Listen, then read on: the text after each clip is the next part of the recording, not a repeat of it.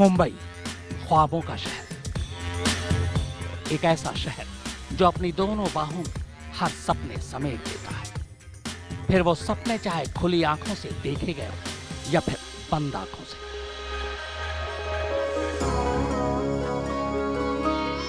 मुंबई में सपनों की इसी सरजमीन पर उन दोनों ने भी एक ख्वाब देखा था। मुंबई ने उनके भी ख्वाब को जमीन दी। उस जमीन पर दोनों ने इश्क की मंजिल पाई और अपना छोटा सा एक आशियाना बसाया। पर बसेरा बस पाता उससे पहले ही चंद लालची लोगों ने उनके पूरे सपनों को ही धुआं धुआं कर दिया। ये कहानी है शरीक कुरैशी की और दास्तान उनीबा कुरैशी की। दोनों मुंबई के एक लोकल कॉलेज में बीकॉम की पढ़ाई कर रहे थे। कॉलेज में ही दोनों की आंखें चार हुई और दोनों ने 2 से 1 हो जाने का वादा कर लिया। मगर कॉलेज की जिंदगी और जिंदगी की जद्दोजहद में फर्क होता है। कॉलेज से निकलते ही दोनों जिंदगी की जद्दोजहद में जुट गए। ओनिबा ने घर के पास ही एक छोटी मोटी नौकरी पकड़ ली, जबकि शरीक रोजी रोटी की तलाश में मुंबई से दुबई जा पहुंचा।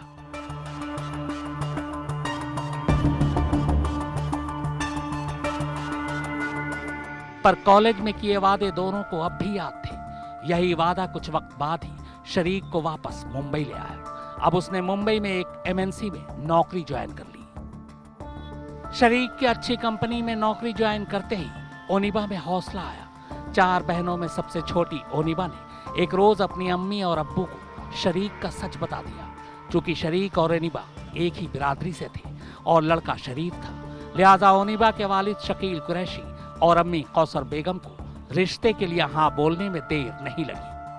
दोनों खानदान की रजामंदी से आखिरकार ओनिबा और शकीर का वो वादा और ख्वाब पूरा हुआ जो उन्होंने कॉलेज में किए और देखे थे। इस ख्वाब की ताबीर हुई 19 अप्रैल 2018 को, जब ओनिबा और शकीर की शादी हुई। शादी के बाद सब कुछ हनीमून जैसा ही बीत रहा था। ओनिबा अपने घर से शकीर के साथ उसके घर भिंडी बाजार शिफ्ट हो गई थी। अगले 2 महीने इनकी जिंदगी में खुशियां ही खुशियां थी।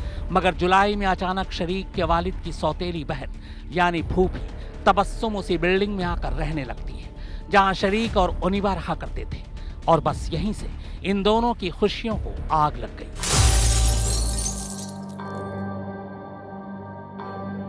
ऐसी आग जिसका धुआं आज भी कई जिगर से उठ रहा है। तबस्सुम अचानक शरीक और ओनिबा के पीछे पड़ जाती है कि वो दोनों को उसकी शादी का तोहफा देना चाहती है और तोहफे के तौर पर वो दोनों को हनीमून पर विदेश भेजना चाहती है अपने खर्च पर। मगर खुददार शकीर और ओनिबा पूरे अदब के साथ तबस्सुम को इनकार कर देते हैं, लेकिन तबस्सुम हार नहीं मानती।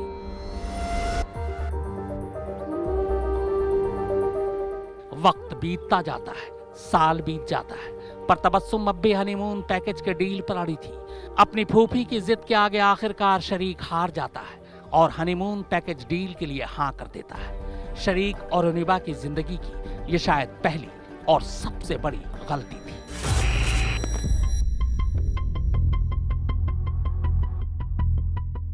तबस्सुम ने शरीक के हाँ करते ही वो खेल शुरू कर दिया जो पिछले 1 साल से खेलना चाहती थी। तबस्सुम ने शरीक और ओनिबा को शादी के तोहफे के तौर पर हनीमून के लिए कतर जाने को राजी कर लिया। हवाई जहाज का टिकट, होटल, रहना, खाना पीना सब कुछ तबस्सुम की तरफ से था। इसके बाद 5 जुलाई 2019 को तबस्सुम ने शकीर और ओनिबा को मुंबई से बेंगलुरु भेज दिया। बेंगलुरु में तबस्सुम के एक जानकार ने शकीर को एक बैग दिया। बैग में कुछ सामान था।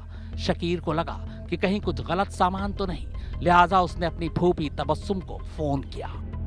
अभी कल का कैसा रहेगा पप्पा? फिर अभी कल को लेकर देखो, अभी आएंगे शाम में लोग मिलने, शायद भाई तुमसे आ या जाएंगे। फिर डायरेक्ट कॉल करेंगे। कल सुबह तुमको फिर लेने आएगी कार। तो फिर कैसा, कल कार लेने आएगी, वही इनोवा आएगी। और क्या नाम है, फिर रूम पे लेके जाके कपड़े जो है ना सब सेट करके फ्लाइट वहाँ तक छोड़ेंगे, एयरपोर्ट तक। ओके। सब पप्पा, मैं क्या पूछ रहा था, ये जो सामान देते हो क्या रहता है मतलब? वही सब मानिक चंद वगैरह ही रहता है। अभी देखिए 2 जन गए ना, अफरोज, इन लोग को ही भिजाइए। उन लोग को मतलब अभी सब काम बहुत स्लो चल रहा है ना बेटा, पैसे सब कम ये कर दे रहे। तो जैसे बेचारे सबको चल, सबका बेचारों का रोजी चले यार, अल्लाह ताला। अपने को तो ऐसा ही है। मतलब मानिकचंद वगैरह रहकर? हाँ वही रहता है मेरा बच्चा, उन लोगों को टेंशन नहीं है। फूफी की बात से शकीर को तसल्ली हो गई। फूफी ने यकीन दिला दिया कि बैग में जर्दा पान मसाला है। इसके बाद शकीर और ओनिबा 6 जुलाई 2019 को बेंगलोर से कतर पहुंचते हैं। कतर में दोहा के हम्माद इंटरनेशनल एयरपोर्ट पर रात 10:30 बजे दोनों लैंड करते हैं। मगर एयरपोर्ट पर जब बैग की तलाशी ली जाती है तो शरीक के एक बैग से 4 किलो चरस मिलता है। यह वही बैग और सामान था जो तबस्सुम ने शरीक को दिया था, पर बैग में जर्दा पान मसाला नहीं बल्कि चरस था। शरीक दोहा एयरपोर्ट के अधिकारियों के सामने लाख गिड़गिड़ाता है, पर कोई फायदा नहीं होता।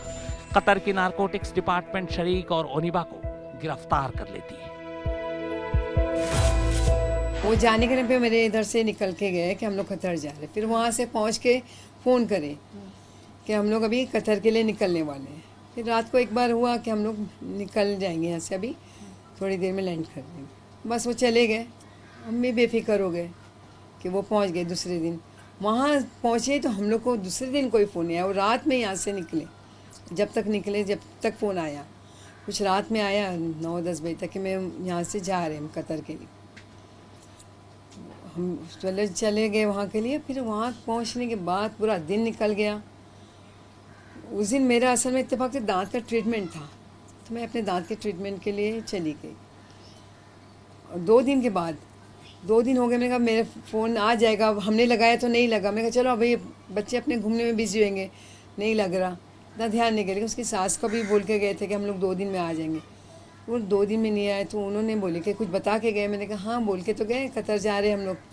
बोले हाँ, तो बोले आए नहीं अभी, कुछ फ़ोन आया तुम्हारे पास? मैंने कहा नहीं, फ़ोन नहीं आया मेरे पास। बोले हमारे पास भी नहीं आया, और फ़ोन अगर कतर पहुँचे तभी एक फ़ोन आ जाना चाहिए। इधर कतर जाने के 2 दिन बाद तक जब दोनों की कोई खबर या फोन नहीं आता तो मुंबई में घर वाले परेशान हो उठते हैं। अभी वो कुछ समझ ही पाते, तभी कतर से तहसीन नाम की एक औरत कौसर को फोन करती है। तहसीन कतर के जेल से हाल ही में रिहा हुई थी।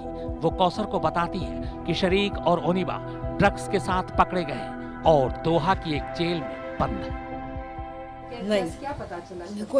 कोई नहीं आया फ़ोन, कोई आया ही नहीं। 2 दिन तक कोई फ़ोन नहीं आया। उसके सास ससुर भी परेशान हुए और हम भी परेशान हुए। तो फिर 2 दिन के तीसरे दिन हमारे को एक फ़ोन आया कतर की जेल से, किसी अनजान लेडी का, कि आप ओनिबा से बात कर। मैंने ओनिबा से जेल, बोले हाँ।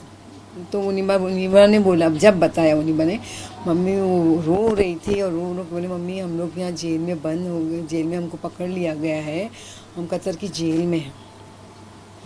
और ऐसा तबस्सुम फुप्पो ने हमारे साथ धोखा करी, हमको बैग जो दिए थे उसमें से कुछ गलत चीज़ें निकली।